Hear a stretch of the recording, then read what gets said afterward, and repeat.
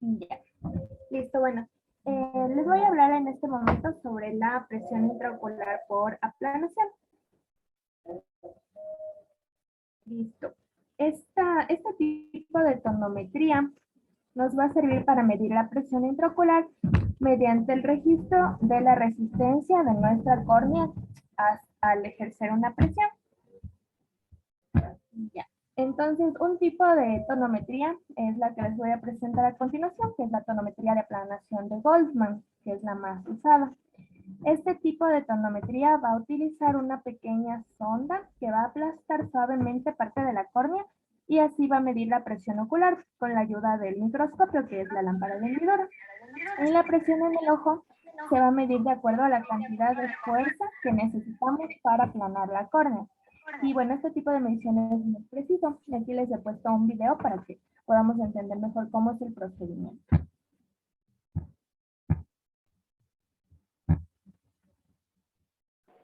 Técnica, tonometría. La tonometría es la medida objetiva de la presión intraocular basada sobre la fuerza requerida para aplanar la córnea.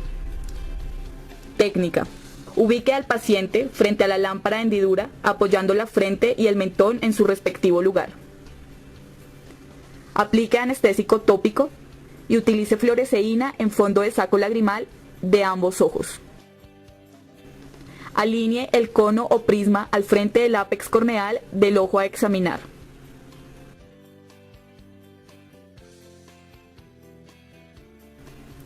Use iluminación máxima, hendidura completamente abierta y filtro azul cobalto. Gradúe el indicador del tonómetro que marque 10 milímetros de mercurio. Tome la medida teniendo en cuenta los rangos normales que oscilan entre 10 a 20 milímetros de mercurio. Indique al paciente mirar derecho al frente y no cambie esta posición de mirada durante la toma de medida. Realice un acercamiento hasta que exista un toque del cono con el ápex corneal. Observe por los binoculares el patrón de semicírculos que forma el prisma que representa la lágrima teñida con fluoresceína, que hace el contacto con dos partes externas, que son la superior e inferior del prisma. Gradúe el tambor del tonómetro para alinear las márgenes internas y los semicírculos para que estos se toquen entre sí ligeramente. Retire el tonómetro del ojo del paciente y anote la medida obtenida que marca el indicador. Bueno, entonces como observamos, básicamente debemos ajustar la ruedita de la lámpara de hendidura para lograr que estos bordes internos de los semicírculos se toquen, como podemos ver en esta imagen. Y el valor que nos dé cuando esto suceda en el microscopio va a ser el valor de la presión intraocular que tiene el paciente. Bueno, sigamos. Utilizando esta misma técnica de tonometría por aplanación, también podemos utilizar el tonómetro de Perkins, que es el que observamos en esta imagen. Pues se ha establecido como un estándar mundial para tomar esta tonometría de aplanación de mano, ya que es un tonómetro que es más fácil de transportar. Como ven, es pequeño, no necesita la lámpara de hendidura, por lo que va a ser súper útil para medir esta presión intraocular, sobre todo en pacientes encamados o en pacientes pediátricos. De hecho, se creó exclusivamente pensando en este tipo de pacientes. Va a contar, como observamos en la imagen, con un soporte para la frente, con un conito de prisma que es intercambiable, las barras de disco para calibrar la presión y con baterías recargables. Y bueno, con el sistema de iluminación que ya tiene integrado, va a proporcionar la estimulación de la fluoresceína y esto va a hacer que se eleven los semicírculos de los que ya hablamos, que esto es lo importante para poder obtener los resultados precisos de la medición de la presión. Y el procedimiento es igualito al que ya observamos.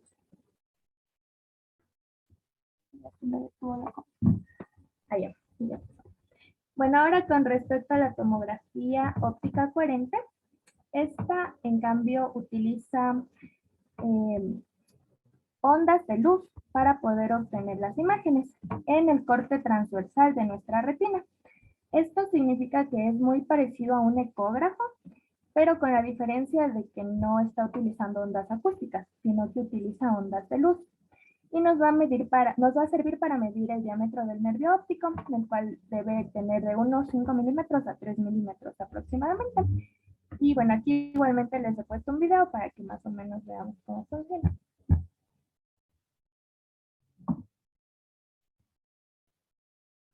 Con TCO se usa una cámara especial para fotografiar la retina. Mide el grosor de la retina y puede detectar fluido anormal. Esta diagnosis ayuda al médico a determinar por qué tiene visión borrosa y si se debe empezar un tratamiento. Bueno, entonces la tomografía va a utilizar esta luz infrarroja que va a penetrar en nuestros tejidos oculares y va a dividirse en varios haces de luz que van a formar esta imagen en color, representando el grosor de los tejidos que estamos observando. Por ejemplo, este que tenemos aquí en la parte basal, el más rojito, este representa el epitelio pigmentario de la retina. Luego continúa el de más arriba, este va a representar la unión entre los segmentos de los fotorreceptores internos y externos. En la parte de aquí, esta limitita representaría a la membrana limitante externa. Más superior, el espacio de acá representa la capa nuclear externa. Acá tenemos la capa plexiforme externa, tenemos la capa nuclear interna, acá la capa plexiforme interna y finalmente la capa de células ganglionares. Esto es muy importante ya que en enfermedades como el glaucoma, la principal capa o la que se va a afectar primero va a ser esta, la capa de las células ganglionares, por lo que debemos tener especial cuidado y con ayuda de esta tomografía pues vamos a revisar si se encuentra bien o si ya se encuentra dañado.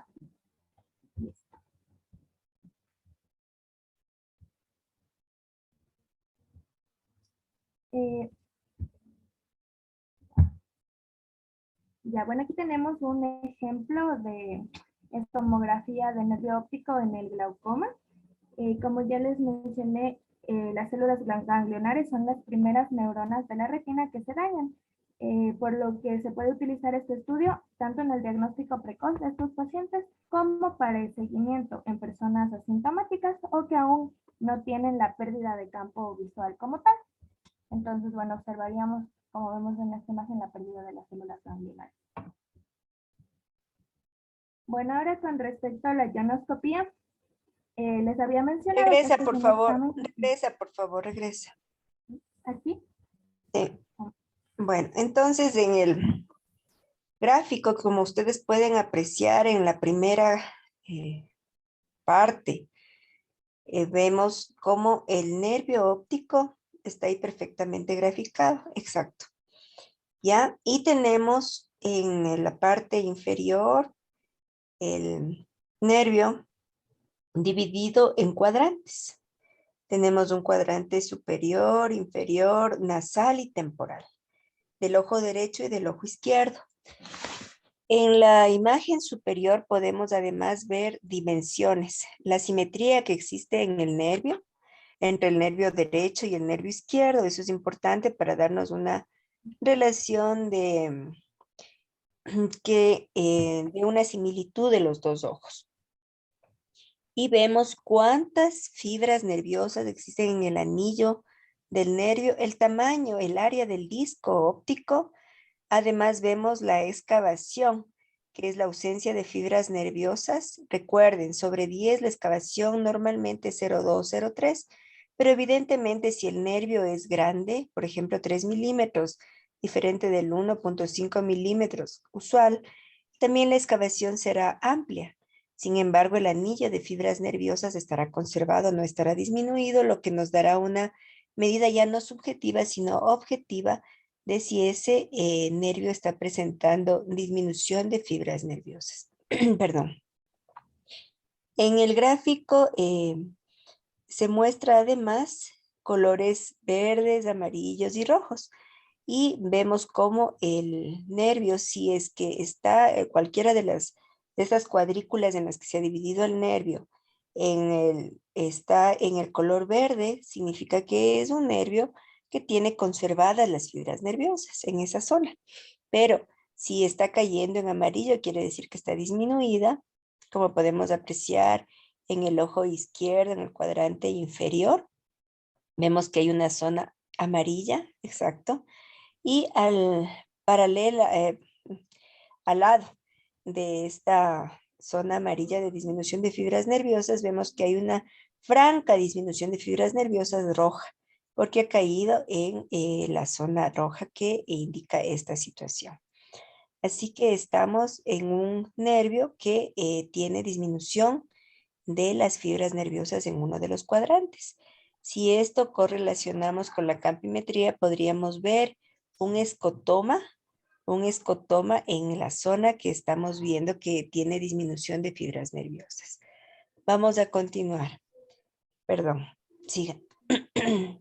Gracias, Pau.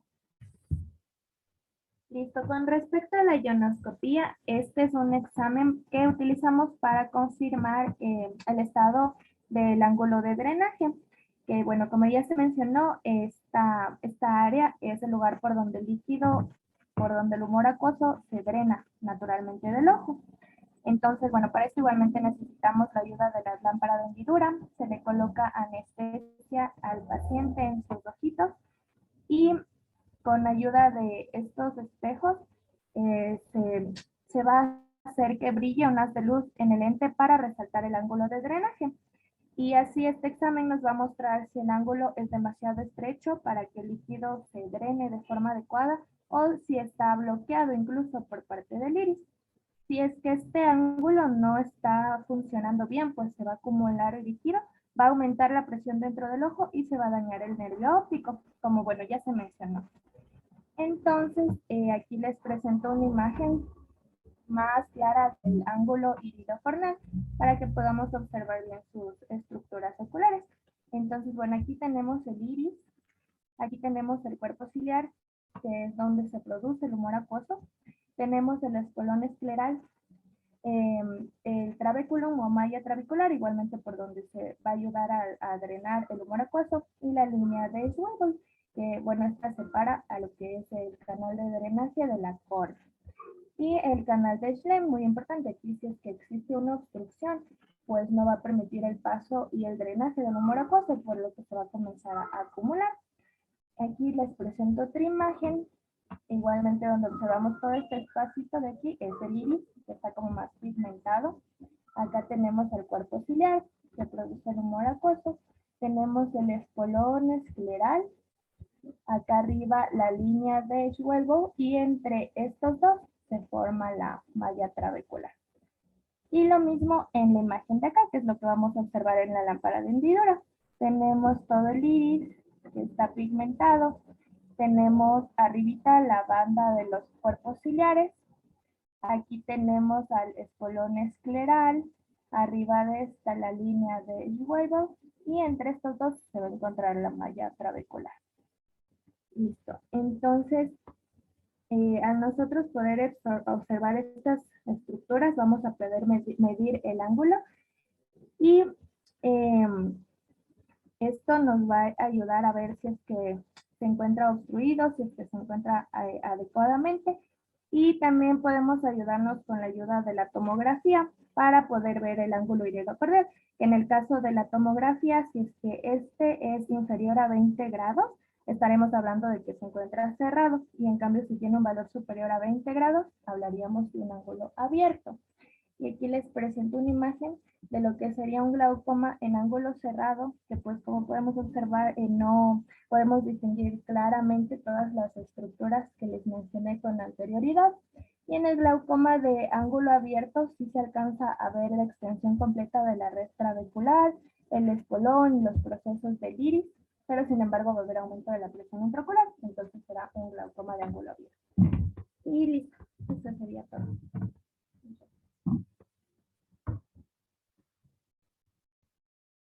Muy bien, doctora, bastante claro. Entonces vamos a continuar con glaucoma congénito. No, doc, toca el tema de esclera y VA. Sí, pero tengo que hablar de glaucoma. Ah, ya, doc. Yo hablé de glaucoma antes. Congénito estoy hablando. Vamos a completar. El glaucoma congénito tiene una incidencia de 1 en 10.000 nacidos vivos. Desafortunadamente es bilateral en el 80%, mayor en hombres y la frecuencia varía desde el nacimiento. Al nacimiento el niño evidentemente ya puede presentar signos claros de glaucoma o más adelante, entre los 2 meses a los 2 años, puede aparecer en un porcentaje alto, el 72%. La clasificación puede ser simple o aislado, puede ser adquirido en infantes, casos en donde haya proliferación de neovasos, por ejemplo, en la retinopatía del prematuro, en donde hay proliferación vascular y esto puede hacer que se tape el ángulo de filtración iridocorneal por estos nuevos vasos, dándonos un glaucoma neovascular. En otras patologías del adulto también se ve esto, por ejemplo, mencionamos la retinopatía diabética. En el glaucoma congénito ya sabemos la causa, retinopatía del prematuro, que en su momento definiremos, pero básicamente hay proliferación de neovasos. También tumores. En los infantes el retinoblastoma es un tumor muy frecuente, otros como el santo granuloma. También puede ser un glaucoma de tipo inflamatorio, en donde las células inflamatorias se depositan a nivel del trabéculo. Traumático, en donde pueden haber también problemas en esta zona. Y hay varios síndromes que pueden asociarse a esta patología. Y no olvidemos que la genética está muy relacionada con estos problemas. La etiología varía de acuerdo a los síndromes que presente el paciente. Estamos hablando de síndromes, por ejemplo, Sturge-Weber o alguna otra patología del globo que vaya a provocar esta enfermedad. De acuerdo al momento de aparición de la enfermedad, también van a presentarse los síntomas y los signos. Por ejemplo, si es que el niño tiene ya instaurado el glaucoma previo al nacimiento, en el momento que emerge del vientre materno, podemos ya presentar un leucoma corneal, la córnea totalmente blanca, porque la presión intraocular ha estado elevada y no es posible que continúe la función del endotelio de la córnea, esa función que tiene de bomba, y la córnea va a hidratarse. Recuerden que las propiedades de la córnea de transparencia, entre otras, son por la deshidratación que tiene. Si esto ocurre, va a haber edema y finalmente van a llenarse de cambios de coloración, se van a volver blancas las estructuras de la córnea y el ojo va a presentar una leucocoria total, perdón, un leucoma total. Si el paciente también presenta fotofobia, es por la misma situación, ¿no? Del edema corneal. Y el buptalmus. El buptalmus, si hablamos de buptalmus, en este gráfico podemos apreciar que el globo ocular es pequeño y el contralateral muy grande. Se puede ver una macrocórnea, la dimensión es mayor, incluso de la órbita, porque el globo ocular va a estimular el crecimiento de la órbita. Groseramente se ha comparado el ojo con glaucoma del niño con buptalmus. Buptalmus significa ojo de buey, porque es un ojo grande. Y esto porque los tejidos del niño son sumamente elásticos y el globo ocular va a crecer. Mientras no exista daño del nervio óptico, mientras exista agudeza visual conservada, el ojo va a presentar una necesidad de lentes muy elevada, va a ser un ojo miope. Por eso es uno de los parámetros que se toma para ver la progresión de la enfermedad de epífora. Puede ser por la misma sensación, irritación del ojo por todo este cuadro. Y aquí están, como vemos en la gráfica, prolongaciones desde el iris, son prolongaciones mesenquimáticas que pueden estar taponando. Esta es la zona de la malla trabecular. Y esto evidentemente va a incrementar la presión intraocular. Está alterado el seno camerular. Y si es que continuamos con la hipertensión ocular en tiempos prolongados, va a existir evidentemente un daño irreversible del nervio óptico y la ceguera, si es que no actuamos a tiempo. El ojo normalmente en el recién nacido tiene entre el límite de limbo a limbo de la córnea unos 10 milímetros y la presión intraocular ronda los 16 milímetros. Recordemos que 20 milímetros de mercurio era normal alto. Vemos cómo desde el recién nacido a los 2 años van variando la dimensión de la córnea. Y en la gráfica inferior, este niño está sedado y está realizándose un examen en donde con un compás está midiendo la dimensión de la córnea. Esto es parte importante del examen físico en un paciente con sospecha de glaucoma congénito o con diagnóstico de glaucoma congénito. Les había indicado que la córnea se edematiza, también los tejidos van a elongarse y tenemos en ese ejemplo estas líneas blancas son desgarros de la décima. No olviden, la décima es la capa más fuerte de la córnea. Si recuerdan otras patologías como el queratocono, en el queratocono se va a adelgazar tanto la córnea, pero la décima se mantiene.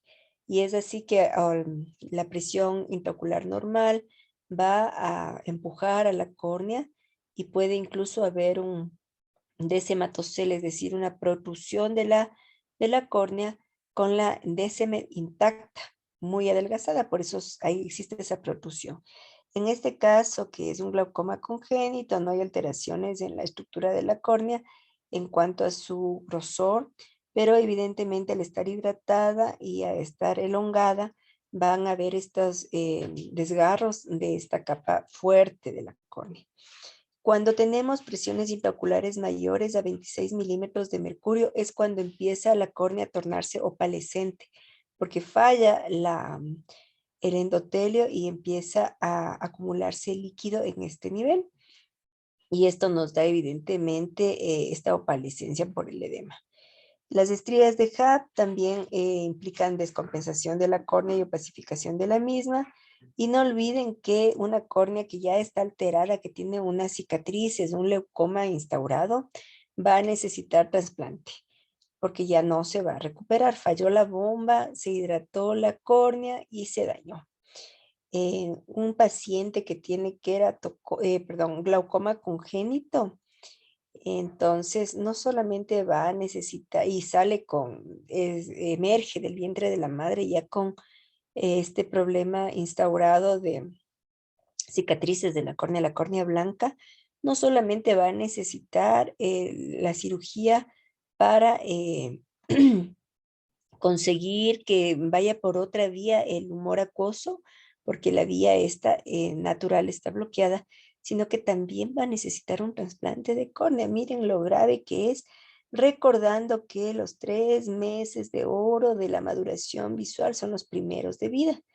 Entonces tendremos que, si hay una situación de estas, actuar prontamente y es algo bastante complicado. Perdón, disculpen que estoy con problemas de mi garganta y por eso tal vez no se me escuche muy claro. La tonometría, ya habíamos hablado de la tonometría de aplanación, ya tienen la idea de qué es la aplanación de una superficie de la córnea, de un área de la córnea, y esto se logra con una fuerza en milímetros de mercurio que nos va a dar el valor de la presión intraocular, que normalmente es hasta 20. En los menores de 5 años, 13 milímetros. Respecto a la presión intraocular, si tenemos en una persona adulta, joven y tiene 20 milímetros de mercurio, tendremos que sopesar la necesidad de darle tratamiento para bajar esa presión normal alta. ¿Por qué? porque es posible que a lo largo de su vida, si esa presión es real, es decir, no está sesgada, por ejemplo, por el grosor de la córnea, que esto puede darnos un sesgo, entonces tendríamos que darle tratamiento porque tiene muchos años de vida por delante, tiene una esperanza de vida importante y esto puede darnos alteraciones, obviamente, ante la exposición prolongada y esta hipertensión ocular, alteraciones a nivel de las fibras nerviosas del nervio, ¿no? Del nervio óptico. Perdón. En este ejemplo, también tiene que hacerse la medición de la presión intraocular del infante, del niño, bajo sedación, pero inmediatamente se seda, ese instante debe tomarse la presión intraocular porque puede variar si nos prolongamos en la anestesia. Y obviamente tiene que hacerse con sedación porque si lo hacemos de otra manera, el niño está llorando, hace maniobras de valsalva y la presión va a variar terriblemente. No vamos a tener una presión real. En ese ejemplo se está tomando otro tipo de tonometría. Esta tonometría es con un aparato que se llama tonopen. Si tenemos una diferencia de presión entre los dos ojos mayor a 5 milímetros, estamos pensando que un ojo que es asimétrico, está con hipertensión, ese ojo puede desarrollar un glaucoma. Y obviamente no, ya estamos hablando de las maniobras de Valsalva que no nos van a dar una presión real. La ecobiometría significa medir el globo ocular. Y obviamente ya les había indicado que los tejidos del niño son elásticos y si hay incremento de la presión intraocular va a expandirse el globo y un ojo más grande va a ser un ojo miope. Y vemos si el tratamiento está resultando o no la progresión de la enfermedad se asociará obviamente al incremento de la dimensión del ojo. Este niño está sedado también y tiene en sus ojos un lente de Goldman para revisar el ángulo de filtración iridocorneal. Vemos aquí cómo se ve. Este es uno de los espejos que nos está indicando el ángulo y todas las estructuras. Se va a evaluar con la gonioscopía el ángulo. El glaucoma también debe ser vigilado con fotografías. La fotografía del nervio nos va a dar parámetros muy importantes de acuerdo a la presencia de hemorragias, por ejemplo, que nos están indicando la presencia de la enfermedad. En este ejemplo es patente cómo la excavación está sumamente amplia. Este es un nervio glaucomatoso. Aquí casi ya no hay anillo de fibras nerviosas. Aquí se ve la criba de la esclera, de donde emerge el nervio óptico. Miren, estas estructuras es como un sedazo, es la criba de la esclera. En un niño, en inicio, en donde está incrementada la presión intraocular y el ojo se está expandiendo, también si es que logramos un tratamiento correcto, la enfermedad puede dejar de progresar y no existir daño del nervio óptico. ¿Por qué? Porque el tejido escleral es tan elástico que aunque está expandido y es evidente aquí, el tejido, en el caso del niño, puede estar el tejido nervioso vivo. No se debe haber perdido tejido nervioso por esta situación de que se ha expandido, tiene cómo expandirse, diferente del adulto en donde obviamente incrementa la presión intraocular y lo que se va a finalmente prontamente a conseguir es la ausencia del nervio. En este otro caso vemos como todo el paquete vascular, perdón, ha sido rechazado hacia nasal. Eso es lo que se indica cuando en la descripción del fondo de ojo de paciente glaucomatoso, los vasos rechazados a nasal. Los vasos también emergen como bayoneta, vasos en bayoneta. ¿Qué significa esto? Que emergen desde la profundidad del nervio óptico. Miren cómo aquí hacen una decusación. ¿Por qué? Porque están viniendo desde el nervio que está perdiendo sus fibras nerviosas. Vemos asimismo que esta imagen es como un sacabocados. Imaginemos un helado. Hemos colocado este instrumento para retirar un segmento de helado, igualito. Es un sacabocado, vemos a profundidad, diferente del nervio que es atrófico por otra razón. Por ejemplo, un trauma, en donde se mueren las fibras nerviosas por la brutalidad del golpe. En este caso no. Se han ido perdiendo, acabándose por incremento de la presión intraocular que les está aplastando y les está haciendo que se pierdan. Por esa razón la imagen es como en saca bocado. Esta imagen nos va a dar una relación del tamaño, de la forma, de la excavación. Recuerden la proporción de la excavación versus el disco óptico es de 0,2, 0,3, 0,4 y es grande. La excavación en esta imagen estará en un 0,8 y aquí prácticamente ya se está perdiendo, ¿no? Aquí casi es una excavación total, apenas tiene algo del anillo nervioso a nivel nasal, apenas. Como les decía, en el niño puede ser reversible el glaucoma porque falta el desarrollo del tejido conectivo de la lámina cribosa, que es por donde emerge el nervio. Pero eso no quiere decir que las fibras nerviosas se van a regenerar, no, significa que no se perdieron, por eso conservado.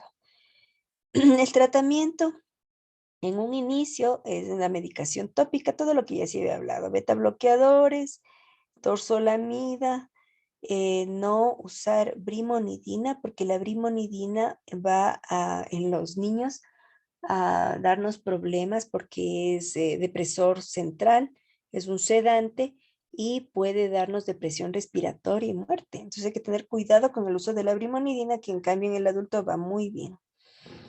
Pero básicamente eso, mientras se espera la cirugía, definitivamente el glaucoma congénito, el tratamiento es quirúrgico. Podemos hacer una goniotomía en donde entramos por córnea clara, entramos en la córnea, en la cámara anterior, y vamos con un aparato que se llama un goniotomo a cortar esta malla mesenquimatosa que estaba aquí impidiendo el correcto drenaje del humor acuoso. Esto se denomina goniotomía y puede hacerse en los 360 grados o parcialmente. Y la trabeculotomía, igual, puede ser en córnea clara o no, pero con el con el trabeculótomo podemos incidir en la parte externa en el canal de Slem y desde fuera, incidiendo desde el limbo. En el limbo es que vamos a penetrar con este aparato, penetramos en el limbo, identificamos el canal de Slem, no es fácil, pero es posible. Se entra y va esta rama del aparato a guiarnos cómo está girando el aparato. Lo vamos a llevar a la parte central de la córnea y ven cómo la rama inferior que está oculta en el canal de Slem va a penetrar, rompiendo todas estas bridas hacia la cámara anterior. Entonces estamos haciendo una trabeculotomía en donde se rota este aparato y vamos a liberar esta zona. Finalmente, la trabeculectomía, ¿en qué consiste? Habíamos dicho que puede hacerse la trabeculectomía en forma, abrir una compuerta, es una tercera cámara, ¿ya? El ojo, recuerden, viene el humor acuoso a través de la pupila, llega a través del iris y va a drenarse en el ángulo de filtración iridocorneal.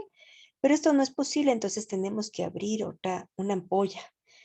¿Cómo lo hacemos? Vamos a levantar la conjuntiva como se ve en este gráfico y vamos a tunelizar. Tomamos un segmento de la esclera aquí y la tunelizamos, levantamos un flap. No perforamos, sino es un túnel. Es un flap de espesor parcial, levantamos este flap y aquí sí, vamos a cortar con un aparato especial que se llama el trabeculotomo, o vamos a usar una tijera de vanas.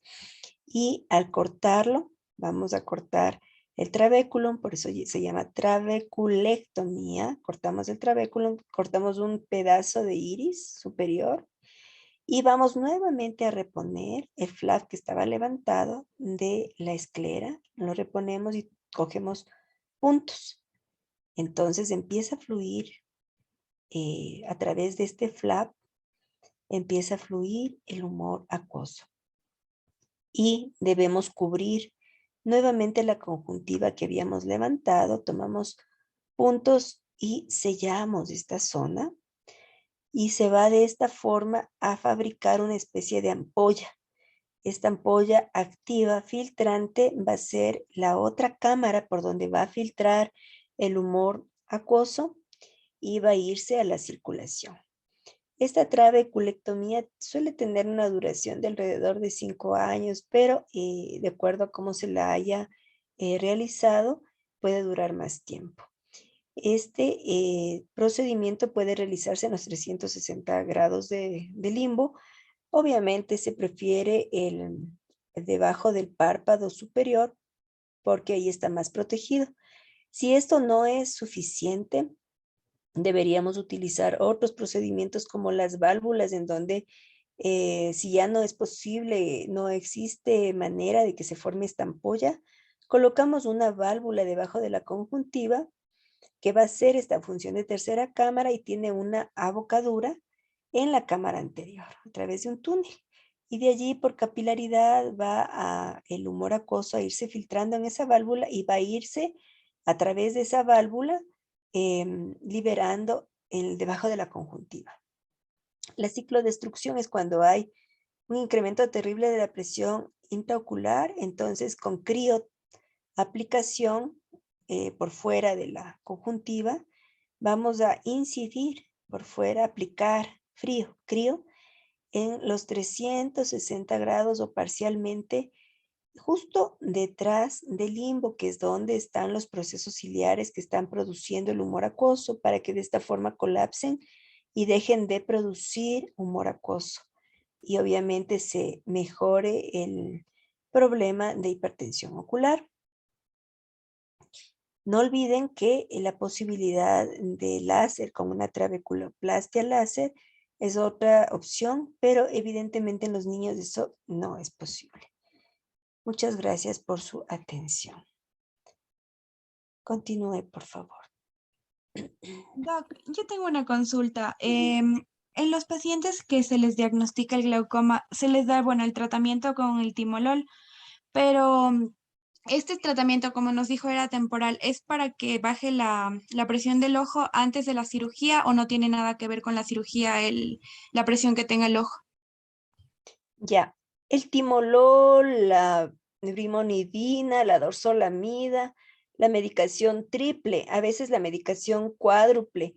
Estoy hablando de timolol, brimonidina, dorzolamida. Y si esto no es suficiente para bajar la presión, usaré los análogos de las prostaglandinas, la tanopro. Estoy usando 4 fármacos para bajar la presión intraocular. La presión intraocular debe llegar a 8, es la presión oro, el gol, para tratar de evitar que continúe la apoptosis de las células nerviosas. Recuerdan que entran en apoptosis y esto no se logra controlar. Entonces, bajando la presión hasta 8, yo puedo tener, y evitando los picos de hipertensión ocular en el transcurso del día. Usualmente es en la noche, en la madrugada, donde aumenta más la presión intraocular. Voy a conseguir mantener las fibras nerviosas para que no se acaben de perder. No olvidemos que la medicación es para evitar que se acabe de perder la visión. Evidentemente tendré que decidir cirugía de acuerdo a el tipo de paciente. Si es un paciente en el que yo he conseguido mantener la presión intraocular, puedo diferir la cirugía. Con medicación va a ser suficiente, pero hay pacientes donde no logro controlar la presión intraocular o pacientes que no tienen dinero para comprar la medicación. Eso también es importante considerar. Más aún ahora que usted va al hospital y no hay fármacos, no hay medicamentos. Compran lagrimitas en vez de comprar los antiglaucomatosos. Y los pacientes han pasado no solamente los pacientes diagnosticados antes, sino los que no tienen diagnóstico actualmente, por el hecho de en esta pandemia no haber accedido a una atención de salud oportuna, van a aparecer estas enfermedades crónicas con secuelas irreversibles como son la ceguera. Muchos pacientes por falta de atención, por falta de recursos, y ya se están viendo. Hace no mucho tuve un paciente en consulta que estaba hospitalizado y un ojo ya estaba perdido. Y el otro ojo que todavía tenía visión de cuenta dedos, prácticamente ya tenía excavación total, estaba con una presión, si mal no recuerdo, de 18. Él sabía que se iba a quedar sin ver, pero no tenía dinero para comprar la medicación, ¿sí? Por ahí me conseguí una muestra médica. Ojalá no me sancionen por darle la muestra médica, porque eso más, usted está prohibido de dar muestra. Pero si no hay medicación, y eso no está solucionando el problema del paciente. Y ese paciente, si fuera a cirugía, el paciente que tiene casi perdido el nervio óptico, es posible que en el transoperatorio acabe de perder la escasa fibra óptica que tiene. ¿Por qué? La fibra nerviosa que tiene. ¿Por qué? Porque usted al incidir y para operar tiene que tener una presión controlada. Si usted tiene una presión de 30, no va a operar porque el momento en que usted abre el ojo, incide en el ojo, va a tener una hemorragia expulsiva, va a sangrar el ojo terriblemente, ¿sí? Punto número 1. Entonces, ¿qué debo hacer? Tengo que controlar la presión. ¿Cómo voy a controlar la presión para poder operar si ya con la medicación no me es posible? Voy a colocarle la medicación al paciente y en el momento de la cirugía tendré que inyectarle, ¿qué cosa? Manitol. El manitol es un agente hiperosmótico que se usa en neurocirugía, ¿cierto? Es un agente diurético que me va a arrastrar líquido para bajar la presión intraocular. Es uno de los fármacos que se usan cuando tengo un glaucoma, un ataque de glaucoma agudo. Le puedo dar, inyectar esta medicación para bajar la presión intraocular e inmediatamente operar. O sea, el caso es que debo operar de inmediato. Y es importante ya con la presión controlada saber que puedo incidir y no voy a tener esta hemorragia.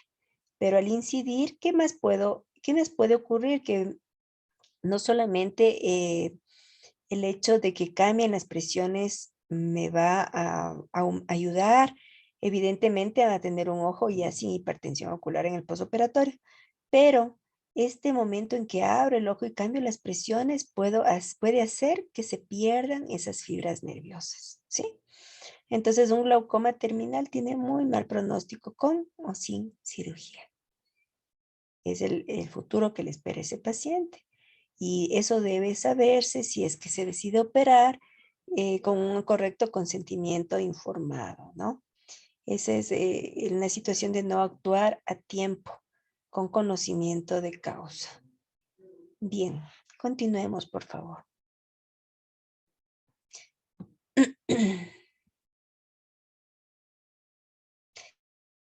Y responde a su pregunta, ¿no? No todos los pacientes son quirúrgicos. Y obviamente el control de la presión intraocular me puede dar un buen futuro para ese globo ocular. Si es que no controlo las presiones oculares, deberé optar por cirugía. Tengo que optar por cirugía porque la medicación no es suficiente. Y si no tengo dinero para comprarme las medicinas, es igual que no tuviera medicación para controlar, obviamente, entonces tengo que operar. Sabiendo que también riesgos de la cirugía son que se desprenda la retina, por ejemplo, que me dé un desprendimiento de la coroides, por ejemplo, porque estoy variando las presiones del ojo. Y tengo que ser muy cuidadoso en la fabricación de la válvula o en la fabricación de esta tercera. Continúe, por favor. Muchas gracias, Doc. ¿Me pueden decir si ya se ve la presentación?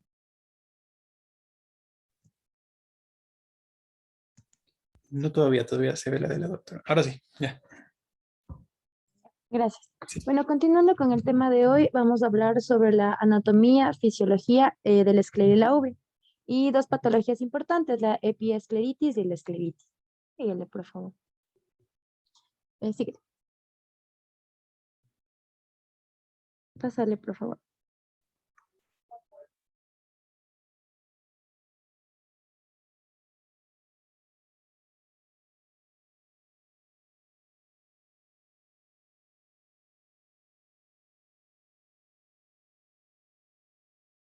Pásale otra, por favor.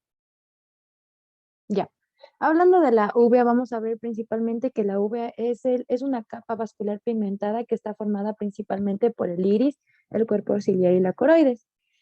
Aparte de las estructuras musculares especializadas del iris y el cuerpo ciliar, el tracto uveal se encarga principalmente de la nutrición del ojo a través de la secreción del humor acuoso por el epitelio no pigmentado. También tenemos que el mantenimiento de la retina externa también a partir de la circulación coroide. Síguele, por favor. Para entender esto, vamos a dividir la uvea en una uvea anterior y una uvea posterior. La uvea anterior comprende principalmente el iris y el cuerpo ciliar. El iris principalmente es compuesto por un estroma laxo con células musculares lisas, con un epitelio anterior y posterior pigmentado que recibe doble inervación vegetativa. Tenemos principalmente que el cuerpo ciliar también está compuesto por el músculo ciliar, la inervación parasimpática y es el responsable de la contracción y el fenómeno de acomodación. Síguele, por favor. Como les mencioné, el iris principalmente es la porción más anterior de la uvea. Es una forma de corona con un orificio central donde va a estar ubicada la pupila. Está compuesto principalmente por un estroma laxo con células musculares lisas. Tiene un epitelio anterior y un epitelio posterior pigmentado. Está principalmente conformado por el ángulo iridio esclerocorneal y posteriormente continúa con el cuerpo ciliar. Síguele, por favor. Ya. Principalmente este ángulo iridio cordial es la región más importante de la salida del humor acuoso y tiene un importante interés quirúrgico, ya que en esta área está entre la córnea y la esclera y el iris y el cuerpo ciliar. Se continúa con una malla trabecular y el conducto de Schlemm, que son los conductos colectores o las venas acuosas.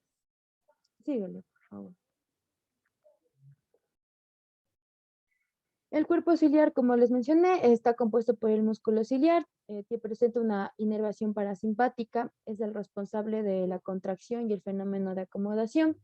Tenemos que principalmente la acomodación se asocia con la miosis. También tenemos que los procesos ciliares son los responsables de la formación principalmente del humor acuoso. Dale, síguele, por favor.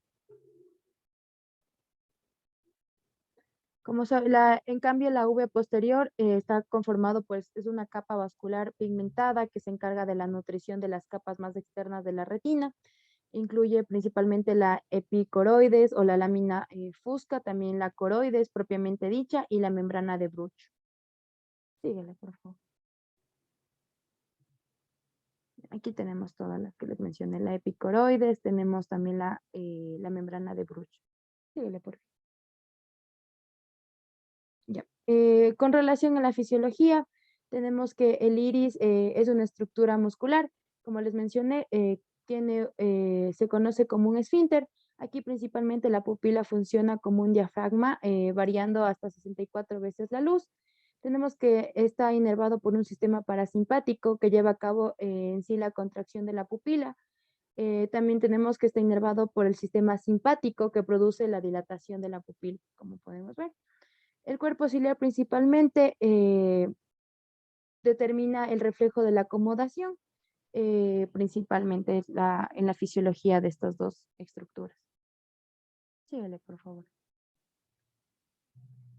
Y con relación a la fisiología de la uvea posterior, tenemos que la coroides principalmente tiene una de las tasas más altas metabólicas a nivel de todo el cuerpo.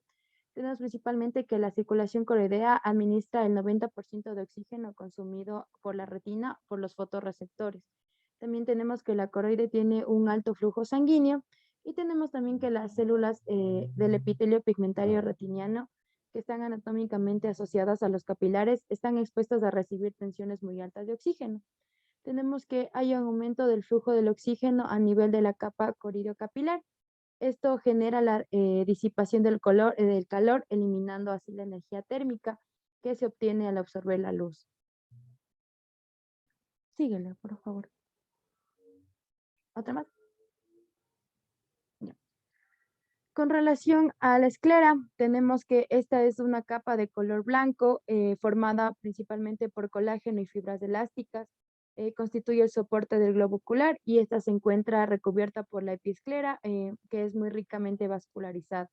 En la esclera principalmente se van a insertar lo que son los músculos extraoculares. Síguele, por favor. Ya. Tenemos principalmente que la esclera va a estar rodeada por una capa que se llama la cápsula de Tenon.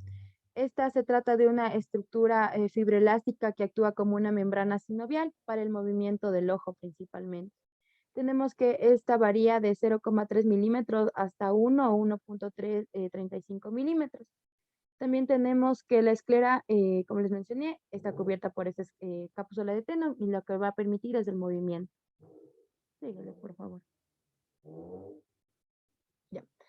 Con relación a las capas de la esclera, tenemos que la esclera se puede dividir en 3 capas principalmente, de adentro hacia afuera, la episclerótica, el estroma y la lámina fusca. Tenemos que la epiesclera es la porción más superficial y se trata de una delgada capa fibromuscular con haces sueltos de colágeno. También tenemos que hay la sustancia fundamental más abundante, que es el estroma. Y la lámina fusca, que es debido a su ligera coloración oscura, lo cual se debe a la presencia de los melanocitos. Síguele, por favor. Síguele otra. Síguele otra. Ya. Como les mencioné, aquí en la esclera se van a insertar los músculos oculares. Tenemos principalmente que aquí se van a presentar, como vemos, el ciliar anterior, el posterior, el pequeño, el corto también. Sígale, por favor. Ya. Con relación a la vascularización, tenemos que la esclerótica es una membrana sinovascular que se encuentra principalmente o es débilmente vascularizada y su nutrición está asociada por ramas de las arterias ciliares cortas posteriores y las arterias ciliares posteriores anteriores. Síganme, por favor. Ya. Principalmente la fisiología de la esclera lo que se encarga es de proteger, principalmente protege las membranas profundas contra los impactos externos y controla los rayos luminosos y calóricos. Tiene una función de sostén, ya que sostiene el globo ocular contra la presión atmosférica y las contracciones musculares de los músculos del ojo. También posee, debido a su hiperhidratación, es opaca, lo que se opone a la transparencia de la córnea. Y también, dada su rigidez, nos permite tomar el tono ocular, formar el tono ocular. Síguele, por favor. Con relación a las patologías, tenemos la epiescleritis, que es principalmente un cuadro inflamatorio de la epiesclera, que afecta principalmente a las mujeres y que a los hombres, y principalmente en la 4ª década de vida. Síguele, por favor. Clínicamente aquí lo que se produce es un enrojecimiento sectorial en la superficie ocular. Su curso es progresivo y de evolución rápida. Síguele, por favor. Dentro de la sintomatología que presenta esta patología, tenemos que esta puede presentar un dolor leve, una sensación de calor, irritación, lagrimeo o fotofobia. También puede o no puede existir edema. Y esto es importante ya que esto le va a diferenciar de la patología de la escleritis, porque aquí se puede aplicar un colirio de fenilefrina al 10%, y lo que va a ocurrir es que va a disminuir el color rojo del globo ocular. Síguele, por favor. Tenemos principalmente que la mayoría de los ataques de esta patología se autolimitan, desaparecen entre los 7 a 10 días.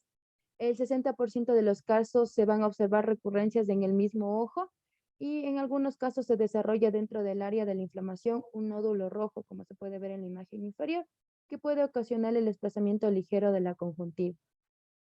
Sígale, por favor. Algo que les olvidé mencionar, que esta patología demora entre 4 a 6 semanas por desaparecer sin secuelas. Sígale, por favor. Aquí tenemos que enfermedades asociadas, principalmente aproximadamente el 30% de esta enfermedad va a estar asociada a una enfermedad. Entre las enfermedades que se asocian tenemos las inflamaciones sistémicas como el lupus, la artritis reumatoide, las infecciones como la tuberculosis, la sífilis, el herpes zóster. y metabólicas como la gota, cutáneas principalmente como el eritema nodoso o el acné rosáceo. Síguele, por favor. Entre el tratamiento aquí farmacológico que se nos mencionaba, decía principalmente el uso de AINES y como les mencioné, los colirios de fenilalanina o adrenalina. Y no farmacológico, mencionaba el uso de compresas frías y lubricantes oculares. Síguele, por favor. A diferencia de la epiescleritis, la escleritis va a tener un cuadro similar, pero este va a ser un poco más severo. Tenemos que aquí el 30% de los casos es bilateral y aquí afecta más a las mujeres, de igual manera, afecta más a las mujeres que a los hombres y tiene una edad asociada entre los 40 y los 60 años. Síguele, por favor. Entre la sintomatología que se presenta en esta patología tenemos el dolor, el lagrimeo, la fotofobia, la agudeza visual comprometida y el edema o la necrosis aquí principalmente. Síguele, por favor. Ya. Tenemos principalmente que los tipos de escleritis van a ser escleritis anterior, que esta es la más común. Y esto se va a dividir en una difusa y una nodular. La difusa principalmente, aquí podemos ver una área amplia de esclera inflamada. Aquí no se presenta necrosis y el edema aquí principalmente es mínimo. A diferencia de la nodular, que aquí puede presentarse en una o más áreas localizadas de inflamación. Aquí se presenta sin necrosis, de igual ahí existe un edema nodular, el cual es inmóvil y firme al tacto. Síguele, por favor. También tenemos la necrotizante, que esta puede ser presentarse con inflamación y sin inflamación. Con inflamación, esta puede presentarse en una o más áreas de necrosis con inflamación y dolor. A diferencia de la necrosis sin inflamación, aquí hay una necrosis sin inflamación que no produce dolor y generalmente de larga evolución. Síguele, por favor. Con relación a la escleritis posterior, esta es la menos común. Aquí personas que tienen este tipo de escleritis pueden tener dolor y sensibilidad. Puede causar problemas tales como el desprendimiento de la retina o el glaucoma de ángulo cerrado. También tenemos que hay una restricción de los movimientos extraoculares, dolor y sensibilidad aumentada. Síguele, por favor. Ya, tenemos principalmente cómo son las consecuencias de escleritis posterior, el desprendimiento de la retina, como se puede ver en la imagen. Síguele, por favor. Aquí tenemos que entre las enfermedades asociadas a esta patología, tenemos que el 50% de las personas con escleritis padecen alguna enfermedad sistémica, como la artritis reumatoide, también tenemos el lupus eritematoso sistémico, también tenemos la espondilitis anquilosante. Síguele, por favor. Entre el tratamiento farmacológico que se menciona en esta patología, tenemos antiinflamatorios no esteroideos por vía oral, como el ibuprofeno, de entre 400 a 600 miligramos cada 6 horas, la indometacina, 25 miligramos cada 8 horas. También tenemos, si el paciente no responde al siguiente paso, son los corticoides orales, y a veces también se requiere un tratamiento inmunosupresor como la ciclofosfamida. Síguele, por favor. Y eso es todo. Gracias.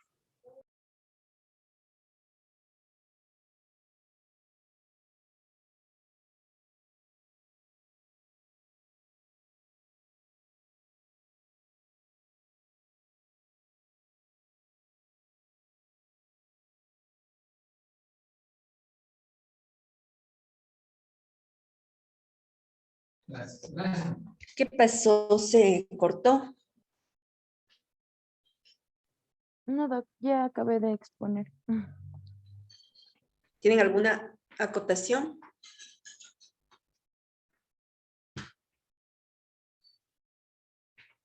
Doctores, Ya terminó la presentación. Me toca. ¿tienen alguna acotación? ¿No? No, doctora, sí está todo claro. Quiere decir que el tratamiento de elección en la escleritis, ¿cuál es? Son los AINES, doc. Eso es importante. Y Es cierto aquello de que el ojo es el espejo del alma. Entre otras palabras, en otro ejemplo diría que es el espejo de lo que pasa en el resto del cuerpo. Una escleritis puede ser consecuencia, por ejemplo, de un problema de artritis reumatoidea. Una epiescleritis puede ser, por ejemplo, secundaria a una caries dental o ser el reflejo de una colagenopatía. El diagnóstico diferencial es importantísimo y obviamente si tenemos asociado además una hipertrofia conjuntival, por ejemplo, un terigio, no voy a operar el terigio, ¿sí? Porque puedo tener desastres. Ya ven cómo puede haber incluso perforación del globo ocular en el caso de la escleritis necrotizante. Hay que tener mucho cuidado en el manejo de los pacientes que tienen estos problemas. ¿Alguna pregunta? Insisto. ¿No? No, doc. Bien. Vamos a continuar entonces con uveitis, que es el tema que me corresponde. La uveitis anterior va a comprender toda la parte que, como su nombre lo indica, engloba la zona, el segmento anterior de la uvea. Estoy hablando de el iris específicamente y vamos a ver la cámara anterior, cómo está comportándose la uvea en esta zona y suele ser en un gran porcentaje idiopática, pero también asociada a colagenopatías. Es importantísimo entonces ver el patrón de la enfermedad, si es que es unilateral, si es que es bilateral, si es que es crónica, porque esto va a orientar el diagnóstico. Usualmente la uveitis anterior debe descartarse con pensar en una espondilitis anquilosante y esto se asocia con el mayor complejo de histocompatibilidad HLA-B27.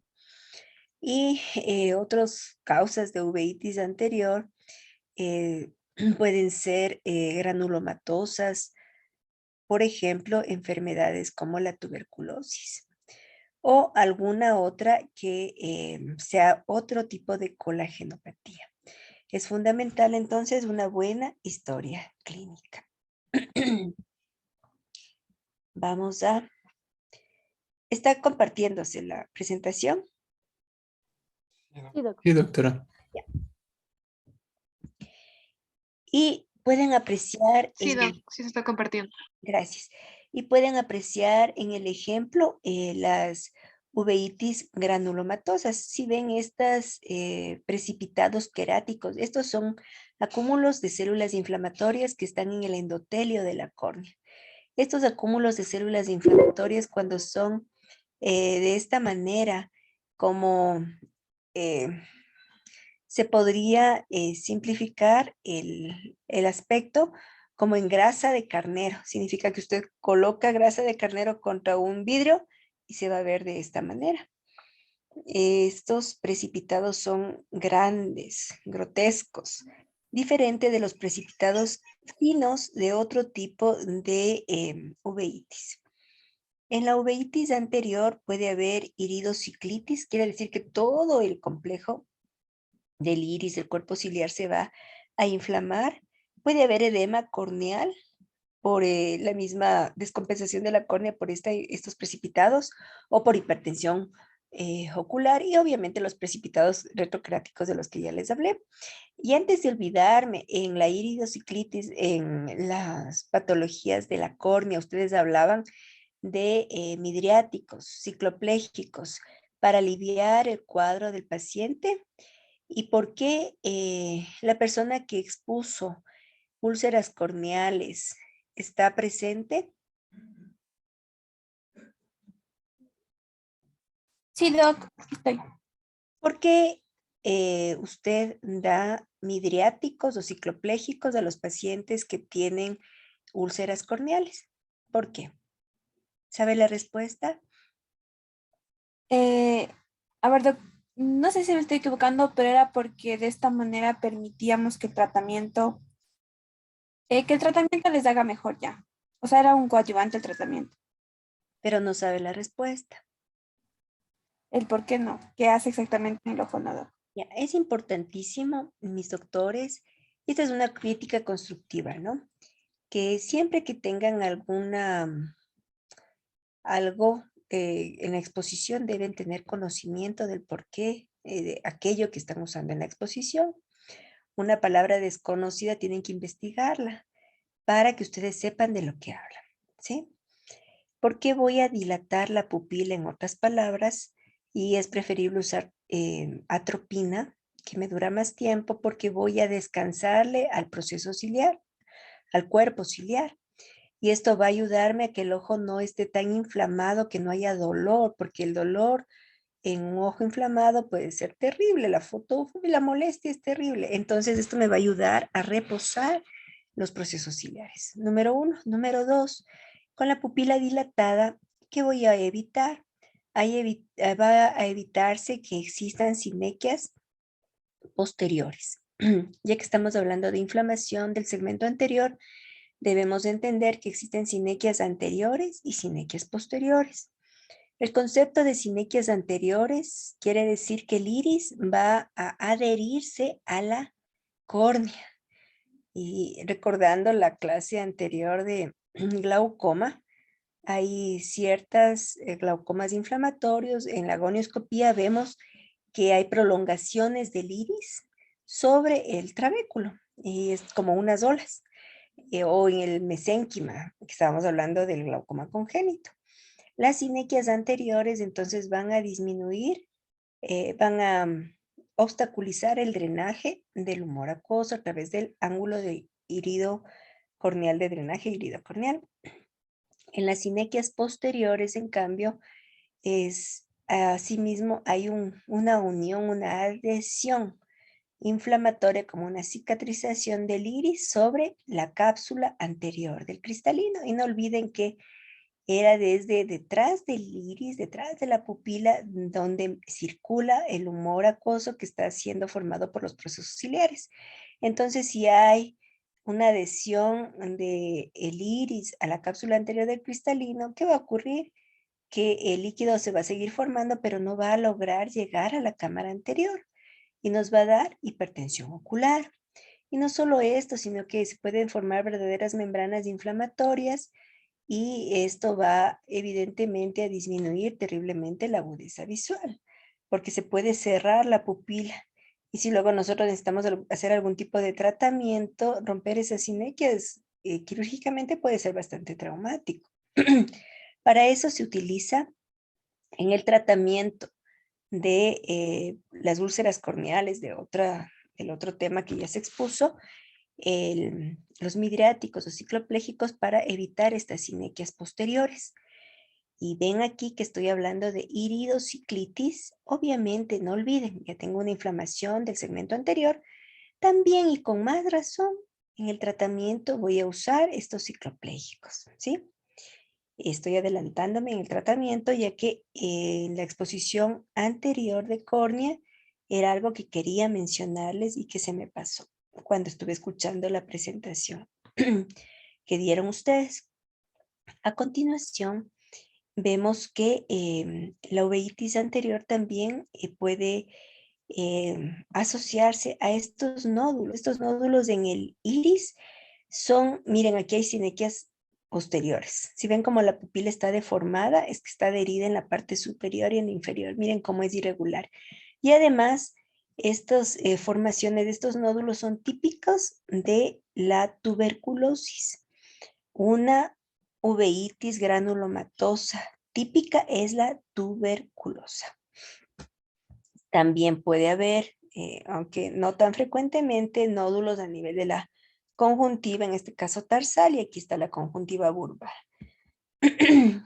La oftalmía simpática es otro ejemplo de uveitis en donde vemos precipitados queráticos. Estos son más finos. ¿Qué es la oftalmía simpática? Recuerdan que el ojo es como una bóveda, tiene una inmunidad muy particular y si se rompen por alguna razón las barreras del ojo, existe una barrera hematorretiniana interna que es el endotelio vascular y una barrera hematorretiniana externa que es el epitelio pigmentario de la retina. Si por ejemplo hay un trauma penetrante del globo ocular, se va a romper la inmunidad, se rompen estas barreras. Y el ojo contralateral que no había sido tocado puede reaccionar con una inflamación terrible, dándonos esta oftalmía simpática, en donde, como ustedes pueden evidenciar en las gráficas, hay sinequias posteriores e incluso en este caso hay seclusión pupilar. Está totalmente cerrada la pupila y detrás hay una membrana inflamatoria o puede ser una catarata. El iris está abombado, es un iris bombé. ¿Por qué? Porque todo el humor acuoso está en la parte posterior y no logra atravesar la pupila. Y va a haber hipertensión ocular y vean cómo la córnea ya está descompensada. Aparte, ustedes que pueden apreciar detrás de la córnea estos vasos no son normales. Es un ojo totalmente inflamado que además por isquemia ha producido neovasos. Esto se llama rubiosis de iris. Además de este glaucoma por cierre del ángulo de filtración, es un cierre mecánico, tiene un iris bombé, es un glaucoma con bloqueo de la pupila. Además, tendremos un glaucoma neovascular con esta formación de nuevos vasos que también están creciendo en el ángulo de filtración iridocorneal. El diagnóstico de la uveitis debe basarse en una buena historia clínica y es clínico, pero obviamente vamos a realizar exámenes complementarios. Aquí ya tenemos una uveitis en la parte posterior del ojo. Vemos cómo aquí hay unas formaciones blancas, son exudados blancos. Igual en esta zona, la retina tiene que ser rosada. Esta parte oscura de la fobia es normal, pero esta coloración blanca de aquí, eso no es normal. En este caso tenemos una angiografía fluoresceínica y vemos que aquí hay una hiperfluorescencia. Algo está fugando de esta zona. Quiere decir que hay una inflamación posterior. La tuberculosis ocular, ya les había dicho que puede manifestarse con los típicos nódulos en el iris, con precipitados queráticos que son en grasa de carnero y puede darnos también una uveitis posterior, no solamente a nivel anterior. En la esclera, epiescleritis, una escleritis nodular profunda. En el segmento posterior había mencionado que además puede darnos unas cicatrices coroideas importantes, ¿no? Y aquí tenemos, esto es una elevación terrible de la retina con un edema, con un desprendimiento seroso. Aquí, por eso es importante a los pacientes con tuberculosis que las personas que rotan en la consulta han visto que nos mandan interconsultas de tuberculosos. ¿Por qué? Porque van a tener tratamiento con antifímicos que pueden darnos toxicidad de la retina, pero también porque podrían presentar una uveitis posterior o anterior por este patógeno. Por eso es importante hacer un buen examen oftalmológico y aquí vemos un granuloma de un paciente tuberculoso. Y otra forma de presentarse. Aquí hay exudados, incluso hay una hemorragia de un paciente con tuberculosis. La uveitis posterior también puede presentarse en pacientes pediátricos y puede ser secundaria a alguna enfermedad sistémica.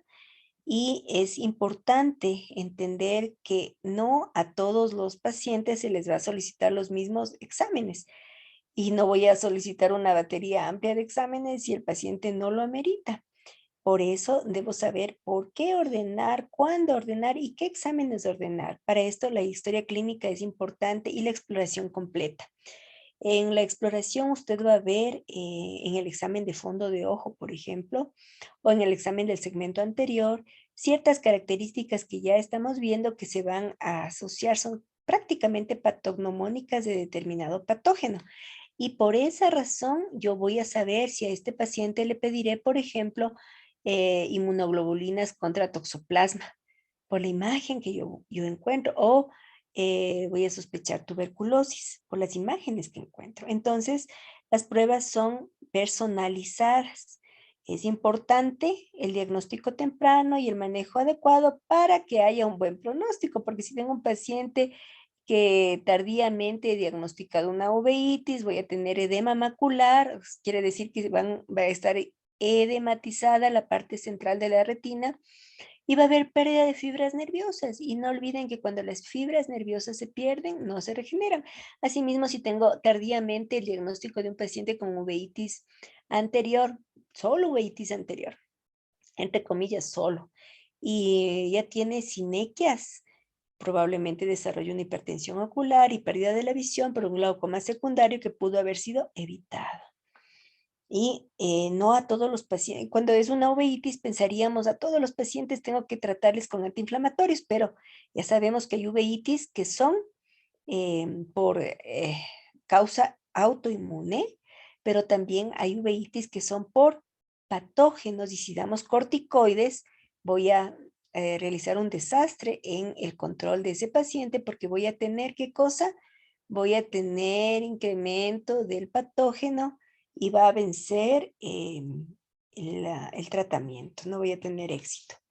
Hay alguna batería de exámenes que tengo que hacer, perdón, dirigidos a determinada patología. Tenemos los exámenes de laboratorio, los exámenes de gabinete, cuerpos antinucleares. Aquí tenemos el típico virus de la chikungunya. Miren cómo se ve. Tenemos otro ejemplo del virus del este del Nilo, el virus de la maculopatía por dengue. Cada una de estas patologías tiene determinada forma de presentación patognomónica. Y obviamente no voy a pensar en el virus del este del Nilo, por ejemplo, en la costa de nuestro país. Hay que pensar que tuvo dengue o, como ya sabemos, tuvo chikungunya o que tuvo Zika. En la uveitis posterior tengo esto que parece una fotografía de la luna, ¿verdad? Y aquí están las nubes. Esto es una fotografía del polo posterior y lo que vemos como nubecitas es el vitrio que tiene una vitritis, una inflamación. Hay condensaciones a nivel del vitrio y al fondo veo una zona que es blanca, que brilla exactamente como un faro en la niebla. Este es el signo, ¿sí? En el fondo de ojo patognomónico, el del faro en la niebla de toxoplasmosis. Veo esto en fondo de ojo y yo ya sospecho. Hace no mucho tuve una paciente que llegaba con un examen, una imagen exactamente igual a esta. Pero el granuloma era bien periférico. Este paciente, si no se le da el tratamiento adecuado, va para cirugía porque no mejora, porque puede desprenderse la retina. Entonces a esta paciente con esta imagen, ¿qué le envía a hacer? No le envía a hacer inmunoglobulinas para más que para toxoplasmosis, porque sospeché en toxoplasmosis y eso es lo que tuvo, toxoplasma. Así que empecé con el tratamiento correcto y ahora ya está en franca remisión. Pude bloquear la lesión con fotocoagulación para recuerden que ciertos patógenos van a permanecer perennemente en el ojo y se van a reactivar con disminución de la inmunidad del paciente, del caso del toxoplasma. Entonces, determinadas enfermedades pueden darnos secuelas como isquemia, formación de nuevos vasos, desprendimiento de retina, entre otras cosas. Pero es la sospecha clínica lo que me hace pedir determinado examen. Tengo que ver el tiempo de progresión, la duración, el estado inmune del paciente, el grado de inflamación ocular, porque usualmente las vitritis, las uveitis posteriores, como el toxoplasma, no dan sintomatología anterior, aunque podrían dar, pero no es lo frecuente. Y si hay una lesión sola, múltiple, este es un granuloma típico de toxoplasma. El citomegalovirus se ve de esta manera. El citomegalovirus ocurre en pacientes inmunocomprometidos, por ejemplo, que tengan HIV y se presentan la típica imagen, entre comillas, es como una pizza, porque hay zonas de exudados y zonas de hemorragias en el polo posterior que incluso se asocian con necrosis retiniana. Este es un ejemplo de una uveitis inmune, una uveitis necrotizante aguda, en donde vemos esta zona es necrótica.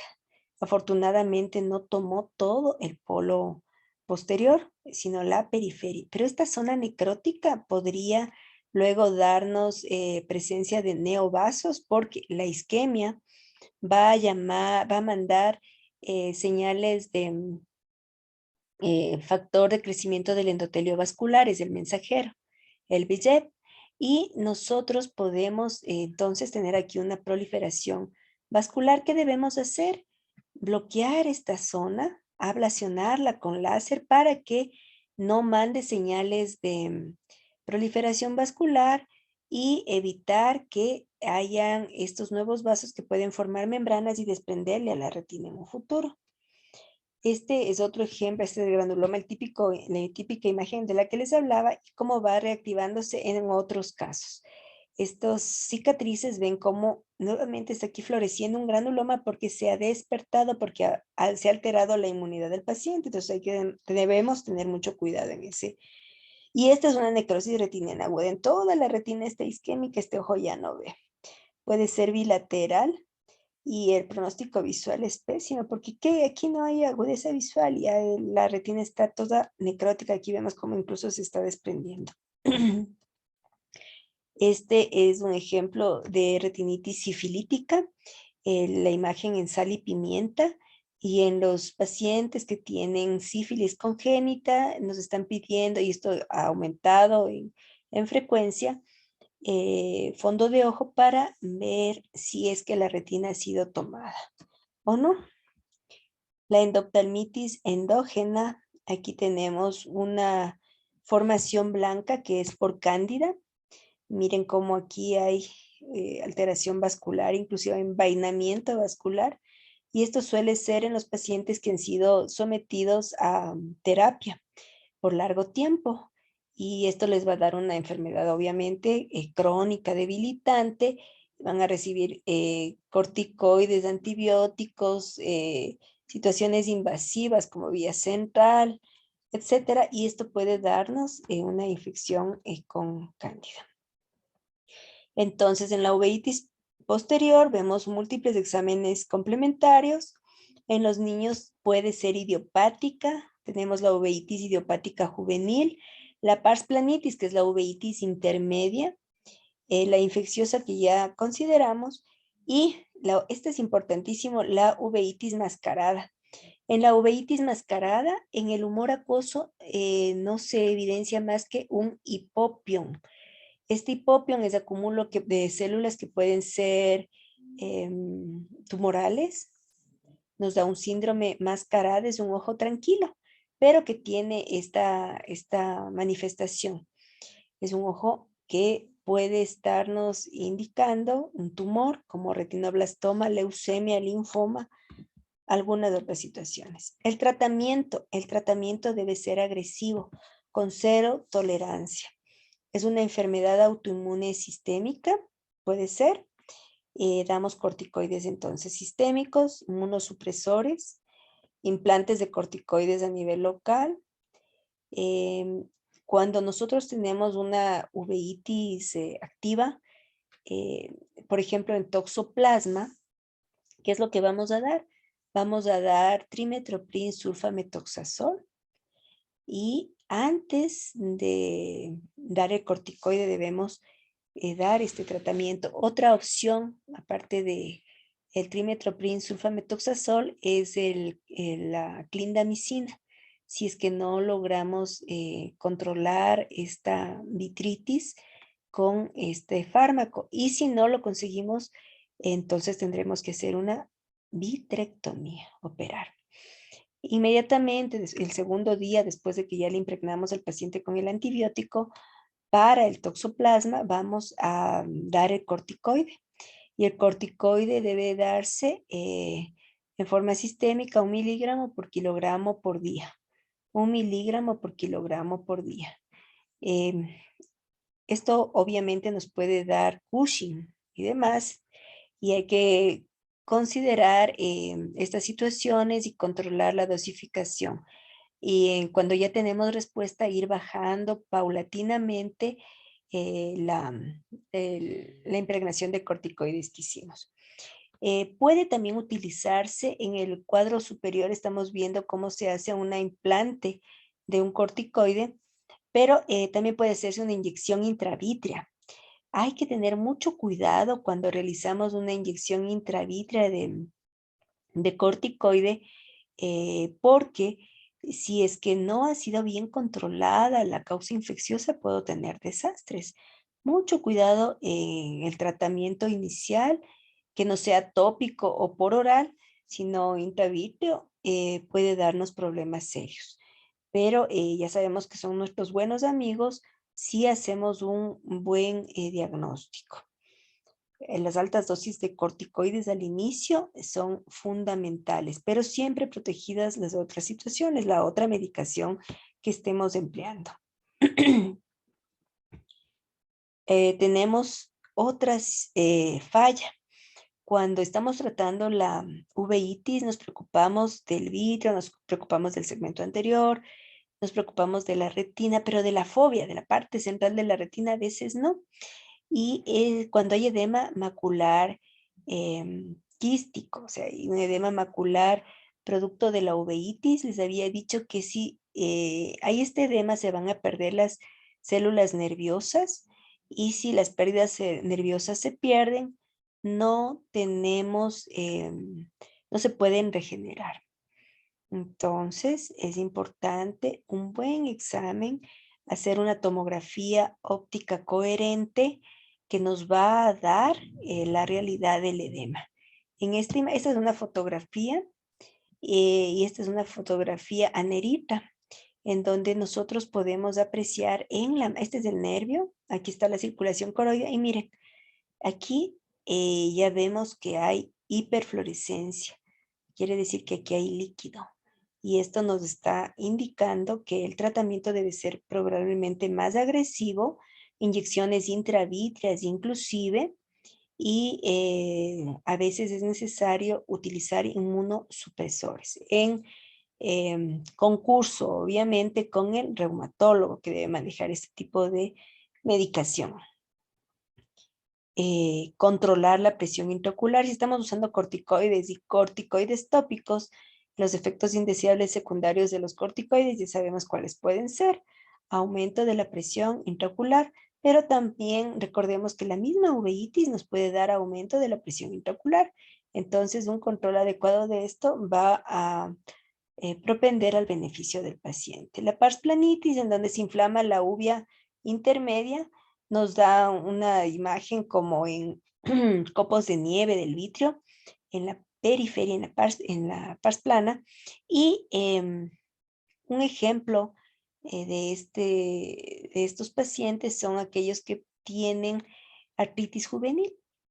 De pronto ellos no notan absolutamente nada y usted les hace el examen en la lámpara de hendidura y va a encontrar sinequias en la parte inferior del iris, sinequias posteriores. Entonces sospeche que ese paciente tuvo una inflamación. Por eso es importantísimo a los pacientes que tienen colagenopatía específicamente hacerles un control trimestral para ver el fondo de ojo, no solamente por la medicación que toman, el control de, por ejemplo, los corticoides para ver la presencia de catarata, de presión intraocular secundaria a fármacos, sino también por el hecho de ver problemas a nivel de la retina por toxicidad, como el uso de la cloroquina, la hidroxicloroquina, para la sintomatología de las colagenopatías. Y además porque pueden aparecer estos cuadros en la parte posterior o anterior. Entonces, en la pars planitis vemos que hay la inflamación, como les decía, del vitrio y de la retina periférica. Puede haber una perivasculitis periférica. Si hay perivasculitis, puede haber incluso isquemia. La isquemia que me va a dar proliferación vascular y puede darme esto, desprendimiento de retina. Suele ser bilateral, asimétrica y también puede haber predisposición genética, aunque también se asocia, como les decía, a colagenopatías. Y el diagnóstico diferencial es amplio, pero cada uno de los patógenos allí mencionados tiene sus propias características. El diagnóstico diferencial con esclerosis múltiple, en donde obviamente van a haber cambios desmielinizantes autoinmunes en la neuritis óptica. También, esta es la típica toxoplasmosis, que eran lesiones redondas, ovales, blanco-amarillentas, y la toxocariasis. En la toxocariasis, que es por Toxocara canis, que es un parásito, un helminto de un perro, vemos cómo el granuloma va a mandar bandas. Estas bandas, esta imagen es típica de la toxocara. Miren cómo es diferente del granuloma de la toxoplasmosis, que no manda bandas. Este manda bandas de tracción de la retina. Esto es quirúrgico y puede darnos desprendimiento de retina. La tuberculosis debe hacerse un diagnóstico perfecto con una buena historia clínica. Con la sífilis, ya les había indicado las imágenes típicas. El diagnóstico debe ser en laboratorio. Histopatológicamente son bancos de nieve en la retina periférica. Pueden presentar periflemitis. Si no están involucrando el eje pupilar, pueden no tener sintomatología o presentarse como moscas volantes, las miodesopsias. Y ya les había dicho, si es que hay proliferación fibrovascular, puede ser esto producto de la isquemia, y esto nos puede dar desprendimiento de retina o una hemorragia vitrea si estos vasos sangran. Si hay leucocoria, esto puede ser por catarata o por el mismo desprendimiento de retina. El diagnóstico es netamente clínico, en donde los exámenes de laboratorio son importantes para el diagnóstico diferencial además. El tratamiento, nuevamente, esteroides tópicos, sí son importantes, hay que hacer una impregnación al inicio. También pueden hacerse esteroides intravítreos como la triamcinolona y los anti-VEGF. Había yo mencionado que el factor de crecimiento del endotelio vascular frente a la isquemia va a presentarse y va a haber proliferación fibrovascular. Antes de que esto ocurra, porque cuando ya hay membranas de proliferación fibrovascular, si usted inyecta anti-VEGF, lo que ocurre es que los vasos se retraen y estas membranas se hacen como acartonadas y le desprenden a la retina. Uno no debe inyectar el anti-VEGF, si no va a ser una cirugía inmediatamente, porque ya sabemos el desastre que puede traernos un desprendimiento de retina. Los corticoides pueden ser con inyecciones subtenonianas, como de metilprednisolona va muy bien, o la misma triamcinolona. Y los efectos secundarios de los corticoides: hipertensión ocular, catarata, sistémicos, osteopenia, hiperglicemia, hipertensión arterial. Los inmunosupresores se usan, y esto debe ser en concurso con el reumatólogo. Antimetabolitos como el metotrexate y fotocoagulación. La fotocoagulación es importante, nuevamente insisto, en la zona isquémica, en la zona que ha estado con cicatriz ya. Debemos ablacionar la retina isquémica para que deje de mandar mediador y no haya una proliferación vascular, o bloquearle a la retina para evitar que se desprenda en esta zona. Y si esto no resulta, realizar una vitrectomía es imperativo. A veces la vitrectomía también puede ser diagnóstica. Vemos que puede ser multifactorial y el manejo es muy amplio. Puede durar de 10 a 20 años. Y el pronóstico evidentemente va a depender del manejo, de si se hace un manejo correcto de todo lo que implica un ojo uveítico, que ya sabemos que puede darnos cicatrices, puede darnos incremento de la presión intraocular y edema macular. Y el edema macular va a disminuir probablemente irreversiblemente la visión. El ejemplo de toxoplasmosis ocular, que se transmite por agua cruda, alimentos mal cocinados, la carne mal cocinada o las heces de los gatos. Esta es una imagen de una toxoplasmosis congénita. Esta toxoplasmosis congénita va a provocar que el niño nazca ya con esta cicatriz en toda la fobia. Este paciente va a tener una visión de bultos. La parte central está terriblemente alterada. Este otro paciente afortunadamente tiene una lesión que no es central, es paracentral. Quiere decir que la visión central no va a estar comprometida, pero miren, aquí hay un granuloma activo.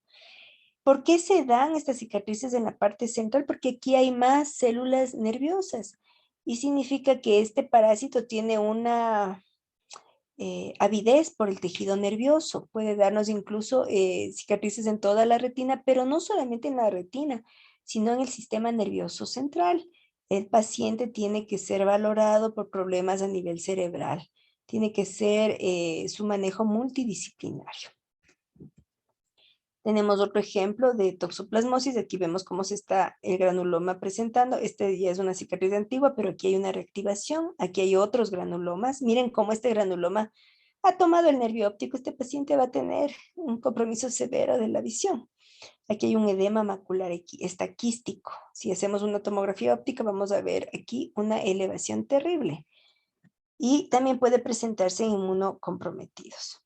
El diagnóstico es a través de las inmunoglobulinas M, inmunoglobulina G, que nos va a indicar si es si es una infección de inicio aguda o si ya es una infección que presentó antes y que dejó las secuelas. Todo esto es importante para saber en qué etapa nos encontramos y el tratamiento, como está ahí descrito, que yo ya había mencionado, siendo la clindamicina un tratamiento alterno y si no es suficiente esto, realizar una vitrectomía. La toxocariasis ocular que ya indiqué, en donde puede ser asintomático, presentar un estrabismo cuando hay tracción macular, hay ectopia de la mácula, y esto nos va a dar que el paciente no está con visión central perfectamente.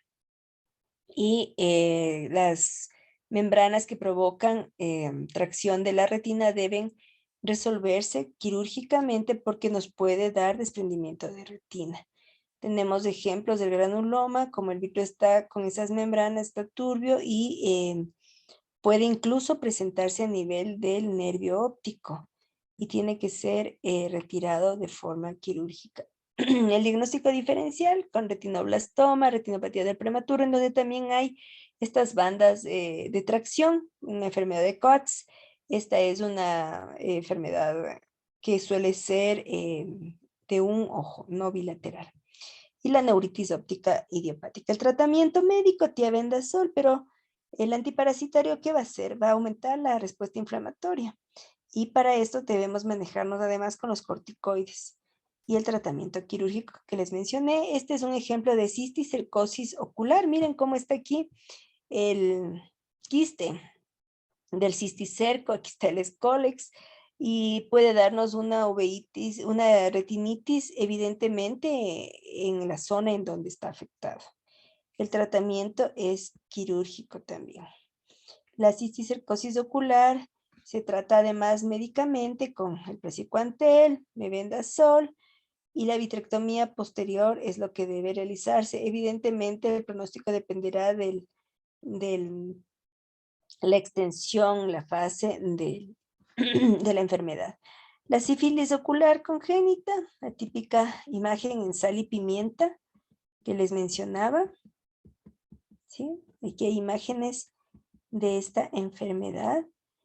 El diagnóstico debe hacerse con la prueba serológica del FTABS y el tratamiento con penicilina de acuerdo al, al tipo de fármacos que se desee emplear.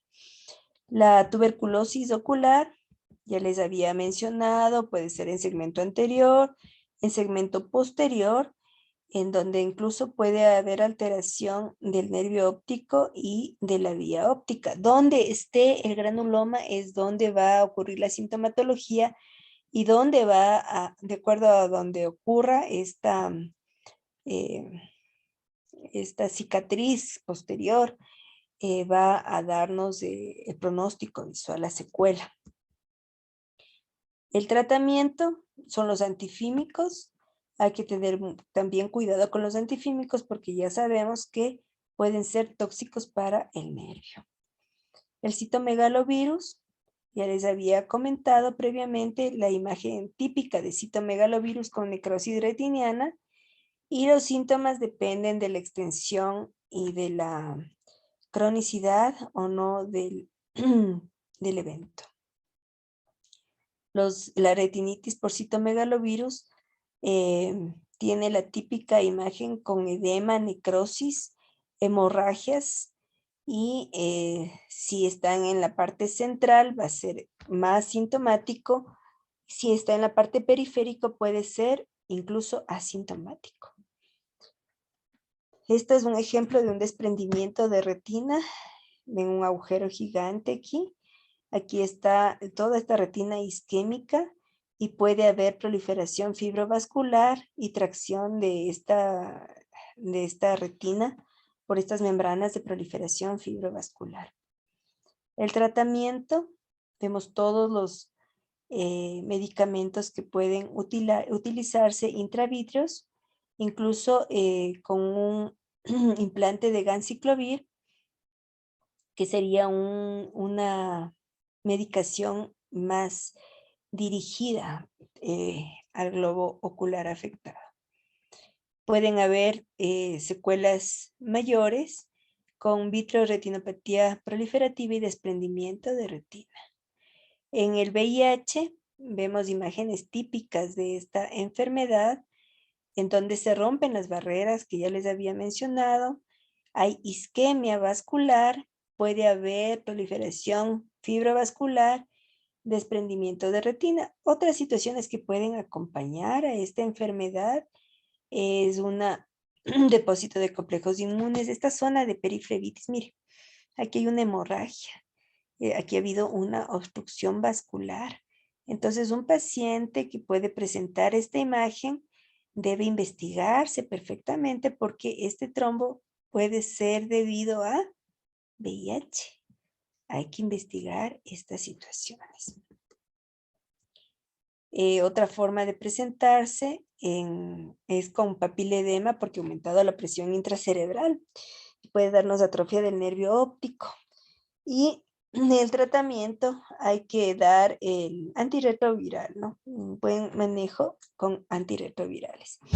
La retinitis por cándida que yo ya había mencionado anteriormente, en donde son estas lesiones típicas y en los pacientes inmunocomprometidos. Evidentemente, en todas las enfermedades que he mencionado, si hay disminución de la circulación, hay isquemia, hay cicatrices, esto va a darnos proliferación vascular, formación de membranas de proliferación fibrovascular y desprendimiento de retina.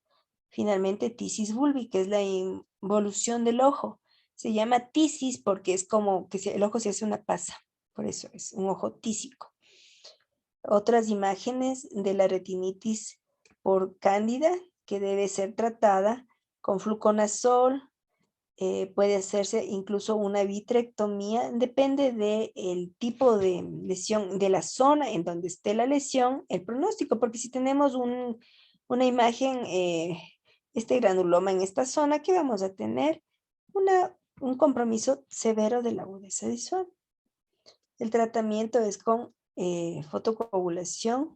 Miren, el láser está ablacionando las zonas isquémicas para evitar que se sigan proliferando los vasos y nos den el desastre de desprendimiento de retina. Listo, eso ha sido todo por hoy respecto a la clase de uveitis. ¿Qué tema sigue? Me parece que sigue retina y nervio óptico. Sí, Doc, ese tema sí. Listo. Es demasiada información por hoy. Nos vamos a detener aquí. El día de mañana vamos a continuar. Muchas gracias por su atención, doctores. Y perdonen el tono de voz. Muchas gracias a ustedes. Doc. Gracias, Doc. Gracias, doctor. Hasta mañana. Doc.